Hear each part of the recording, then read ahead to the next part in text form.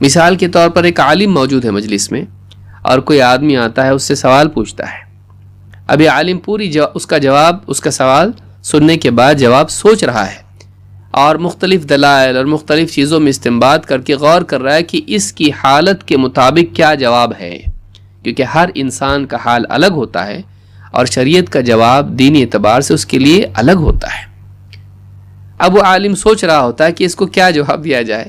وہ اللہ سے بھی ڈر رہا ہے، آخرت میں اللہ کے آگے جواب دہی سے ڈر رہا ہے، اور یہ بھی دیکھ رہا ہے کہ کوئی ایسا جواب میں نہ دے دوں جس سے اس کو نقصان ہو دینی اعتبار سے اور دنیوی اعتبار سے. اب غور و فکر کر کے وہ جواب دینا چاہتا ہے. بعض اوقات ایک طالب علم یا ایک عام انسان جسے اس بات کا علم نہیں ہوتا ہے کہ ابھی میں تیار نہیں ہوا ہوں، لیکن وہ اپنے بارے میں ہمیشہ خوش فہمی میں مبتلا ہوتا ہے.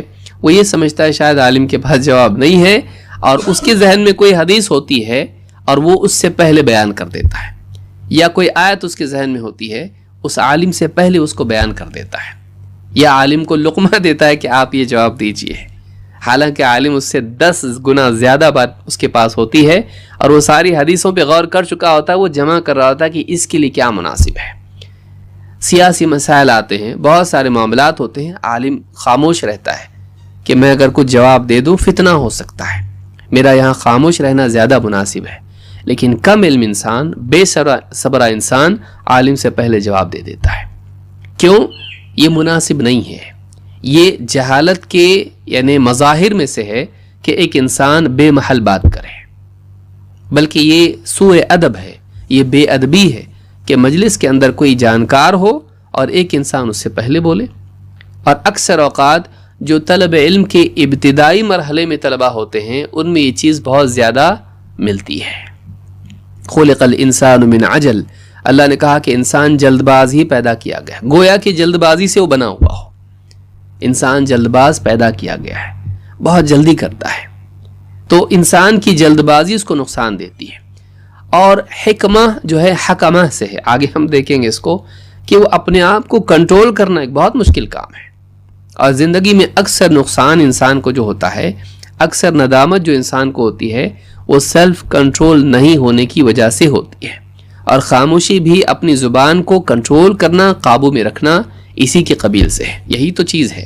خاموشی کیا ہے؟ کہ کلام کی قدرت کے باوجود انسان کا بے موقع، بے محل، غیر مناسب بات سے اپنے آپ کو روکے رکھنا.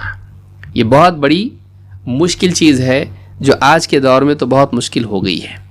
آپ دیکھیے، ایک گروپ میں اگر لوگ ہیں، ایک اعتبار سے آدمی زبان سے بولتا ہے، کبھی ٹائپ بھی کرتا ہے، تو جواب دینے کے لیے جو لوگ واقعی اہل ہیں وہ نہیں دیتے ہیں، رکتے ہیں، سوچتے ہیں، تحقیق کر کے جواب دیں گے.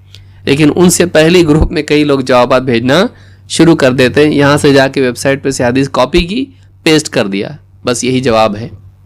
وہ گویا کہ سمجھتے ہیں کہ ہم نے سبقت لے گئے ہم عالم کے اوپر، حالانکہ وہ اپنی جہالت کا اظہار کر رہے ہوتے ہیں. پھر عالم جب جواب دیتا ہے تو ان کو سمجھ میں آتا ہے کہ ہم نے بس حدیث بیان کر دی، لیکن اس کے لیے یہ حدیث نہیں بلکہ دوسری حدیث اس کے مطابق تھی.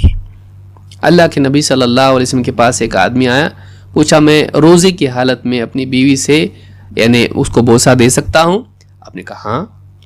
دوسرا آدمی آیا، اس نے بھی وہی سوال پوچھا، آپ نے کہا نہیں، روزے کی حالت میں بیوی کو بوسہ نہیں دے سکتے ہیں. صحابہ اب آپ کو تعجب سے دیکھنے لگے، اللہ کے رسول صلی اللہ علیہ وسلم ایک ہی سوال کا دو جواب. آپ نے کہا کہ میں دیکھ رہا ہوں تم میری طرف دیکھ رہے ہو تعجب سے، لیکن الشیخ یملک نفسہ، بوڑھا آدمی اپنے آپ پر زیادہ قابو رکھتا ہے. ایک بوڑھا تھا اور ایک جوان تھا. اب لوگوں کی نگاہ صرف مسئلے سوال اور جواب پر ہوتی ہے، سوال پوچھنے والے پر نہیں ہوتی ہے. شریعت کے اعتبار سے شرعی احکام میں اس کا بھی لحاظ کیا جاتا ہے کہ اس کی حالت کیا ہے، اس کی حالت کیا ہے. تو ایک انسان جیسے مثال کے طور پر صدقہ ہے، کوئی آدمی میں صدقہ لے سکتا ہوں کہ نہیں، میں غریب ہوں، لیکن وہ اگر سید ہے، اللہ کے نبی صلی اللہ علیہ وسلم کے خاندان کا ہے، تو ایسا آدمی اس کے لیے صدقہ نہیں، اس کے لیے ہدیہ ہے. اب جلد بازی کر کے کہے گا ہاں اگر آپ محتاج تو لیجئے. تو بہت سارے سوالات ایسے ہوتے ہیں، اس میں یہ بھی دیکھنا پڑتا ہے کہ سوال پوچھنے والے کا حال کیا ہے. تو یہ سارا سیاق اور ساری چیزیں دیکھ کر جواب دیا جاتا ہے. تو حکمت یہ چاہتی ہے، حکمت کا تقاضا ہے کہ انسان خاموش رہے، غور و فکر کر کے جواب دے. بلکہ انسان کے اندر اس چیز کا ہونا یہ اس بات کی علامت ہے کہ اس کو اللہ رب العالمین نے حکمت دی ہے۔ وقت پر مناسب سوال پوچھنا، وقت پر صبر کے ساتھ مناسب سوال پوچھنا یا مناسب جواب دینا، یہ اس بات کی علامت ہے کہ انسان کو اللہ رب العالمین نے حکمت سے نوازا ہے۔